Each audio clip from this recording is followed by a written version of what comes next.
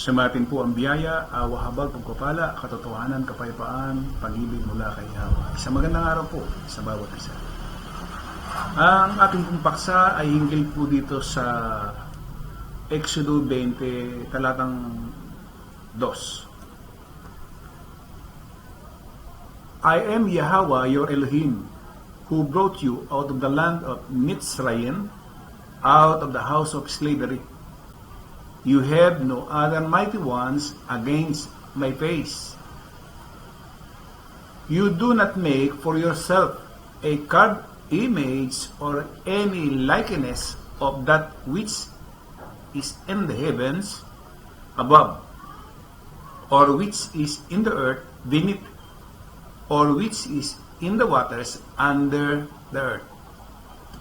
You do not bow down to them, nor serve them, for I, Yahweh, your Elohim, am I jealous El, visiting the crookedness of the fathers on the children to the third and fourth generations of those who hate me. Dito po, makikita natin na ipinakilala niya yung kanyang sarili. Lagyan natin po dito sa Tagalog. Kasi nakalagay dito akong Panginoon. Itong Panginoon, alam natin na maraming Panginoon. Doon ho sa The Scripture 2009, binigay ho kung ano yung kanyang pangalan. Ako, si Yahweh, ang Diyos na naglabas sa iyo sa lupain ng Hito sa bayan ng pagkalipin. Huwag kang magkakaroon ng ibang mga Diyos sa harap ko. Ito ho yung hindi inilagay ng mga Katoliko. Itong bagay na nakalagay dito sa Exodo 20, talatang 3, Ayan. And then, nagsimula na sila dito sa ikalwa, huwag kang gagawa para sa iyo ng larawang inanyuan o ng kawangisman ng anumang anyong nasa itaas sa langit o nasa ibaba sa lupa o nasa tubig sa ilalim ng lupa. Huwag mong yuyukuran sila o paglilingkuran man sila sapagkat akong Panginoon mong Diyos ay Diyos na panibiguhin, na aking dinadalaw ang katampalasanan ng mga magulang sa mga anak hanggang sa ikatlo at ikaapat na sali ng lahi ng mga napupot. At dito po iinog yung ating paksa na yung pagpapakilala niya ay dapat nating maunawaan na talagang meron siyang pangalan Ngayon, kung halimbawa ang pinaglilingkuran mong Diyos ay yung Jesus o yung Jehovah, hindi ka na nakatutupad doon sa ipinag-utos niya. Kasi naglagay siya ng pangalan Tapos ngayon, hindi mo nasusunod yung kanyang sinasabi.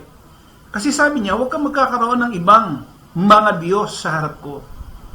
So kung ang iyong paniniwala ay yung Jesus, yun yung Diyos, at yung tinatawag na Jehovah, yun ang Diyos, o yung sinasabi nilang Yahweh, yun ang iyong Diyos, salaho. Lalabas po yan, lahat po yan ay parang mga Diyos-Diyosan din. Ngayon, yung binabanggit niya ho dito na huwag mong yuyukuran sila o paglilingkuran man sila sapagkat ang sabi niya maliwanag na siya ay mapanibuguin.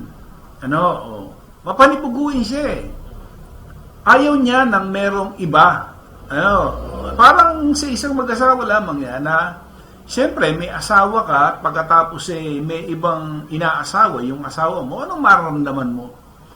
Tayo ng mga tao, iba ang naramdaman natin, siyempre naninibugo tayo sapagkat kumbaga one man woman lang tayo or one woman man lang tayo.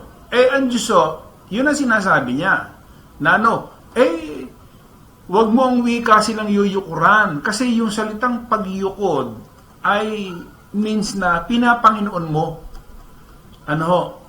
At pagkatapos, yung sinasabi niya, paglilingkuran man sila. Yung sinasabi niya, to serve. Pinagsisilbihan mo. Ayan.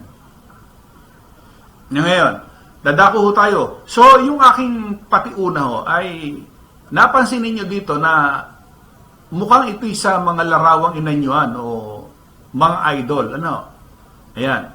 Pero alam niyo bang Kaya niya sinabi na huwag kayong magkakaroon ng ibang mga Diyos sa harap ko, sapagkat ang napapansin po natin ngayon, lalo doon sa mga reliyon, ginawa na nilang Diyos yung kanilang mga mangangaral o yung pastor nila, yung pare nila, yung mga ministro nila. Hindi na talaga nasunod yung kalooban ni Yahweh, kundi yung kalooban na ng mga founder ng reliyon. Bakit ko naman nasabi ho yun? Ano ba ang naging batayan ko? Bakit ko nasabi na ang pinaglilingkuran na nila ay yung mga kanilang pastor o yung kanilang mga ministro o yung kanilang mga pare? Kasi pagka pinagtapat ninyo yung sinasabi ng mga mangaral at nung kasulatan, wala kayong makikita na iniutos ni Yahweh na gawin mo ito, samantalang ang ginagawa nitong mga founder ng mga reliyon ay nag-uutos doon sa kanilang mga miyembro. Na pagka itinapat mo naman doon sa kasulatan, wala naman tayong mababasa. Di ba? So ano mangyayari? Ginagawa nyo na rin itong Diyos-Diyosan. Kaya yung salitang idol, hindi lamang doon sa mga nililok. Ito rin ay doon sa mga ministro at pastor o mga founder na ginagawa nyo ng Diyos. Iniidolo nyo na. Na kung anong sabihin ng inyong iniidolo, ay bow na lang kayo at pinaglilingkuran nyo na sila. Hindi na Diyos ang pinaglilingkuran nyo, kundi yung inyong mga mangangaral na.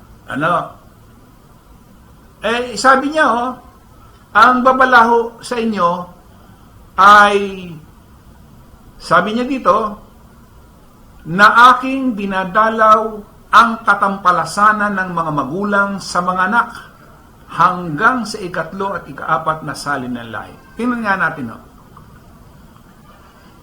ikumpara natin.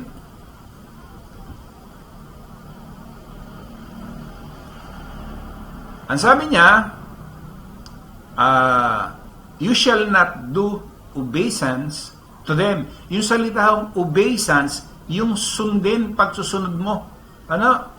Ayan proskuneo. From G4314 and probably a derivative of G2965. Meaning, tingnan nyo to kiss like a dog licking his master's son. Ayan. Hindi ho ba ito'y nakikita natin sa mga mangangaral na ginagawa na ng mga miyembro doon sa kanilang mga founder? Nakakita na ba kayo ng isang aso na hinihimuran niya yung kamay ng kanyang amo?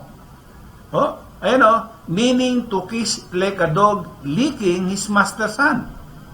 To fawn or crouch, to that is literally or figuratively prostrate oneself in homage, do reverence, to adore, worship. Halos ang sambahin nyo na yung inyong mangangaral. Hindi ba? Hindi na yung Diyos. Ayan. Sabi niya dito, a jealous God rendering sins of fathers upon children unto the 3rd and 4th generation to the one detesting me. Ang ibig lang sabihin niya rito, kung halimbawa yung ama o yung magulang sumasamba doon sa Diyos-Diyosan at yung anak ginaya yung ginagawa ng kanyang ama, ang sabi niya 3rd and 4th generation. Ang sabi niya, ito pa DBE, you may not go down on your faces before them or give them worship, for I, the Lord your God, am I a God who will not give dishonor to another, and I will send punishment on the children for the wrongdoing of their fathers to the 3rd and 4th generation of my haters. Kasi siya ang lumikha sa iyo. Pagkatapos ang sinusunod mo ibang tao, hindi ba? Kaya dito makikita ninyo na talagang sabi niya, I will send punishment on the children for the wrongdoing of their fathers to the 3rd and 4th generation. Ayan. Kaya ko ito hinighlight, ito 20, talatang 2, nagpakilala siya na siya ay si Yahweh. And then, ngayon, ang ginagawa mo naman, sumasamba ka, naglilingkod ka sa ibang Diyos. Hindi lamang yung mga ribulto, ultimong yung inyong mga pare, ministro, pastor, pinaglilingkuran nyo. Hindi ba isang uri ng Diyos-Diyosan yan? Sabi niya, huwag kang magkakaroon ng ibang mga Diyos sa harap ko. Kaya hindi natin masisisi ang Diyos siguro, si Yahweh, kung dumating sa isa, yung mga kaparusahan sapagkat meron po kayong nilalabag. Ano po yung nilalabag ninyo? Hindi ho ba ang kasalanan ay pagsalangsang sa kautusan? At ang kabayaran ng kasalanan ay kamatayan. Siguro naman hindi naman kinakailangan nating maging dalubhasa sa kasulatan na nung sinabi niya na ang kabayaran ng kasalanan ay kamatayan, nakasalangsang ka. O nawa po, iyang kaunting pag-aaral o kung napakinggan sa araw na ito ay nawa po'y makita at maintindihan natin yung sinasabi ng kasulatan. Muli po, sumatin po ang biyaya, awa-habag, pagpapala, katotohanan, kapayapaan, pag-ibig mula kay Yahweh. Sa magandang araw po sa bawat isa.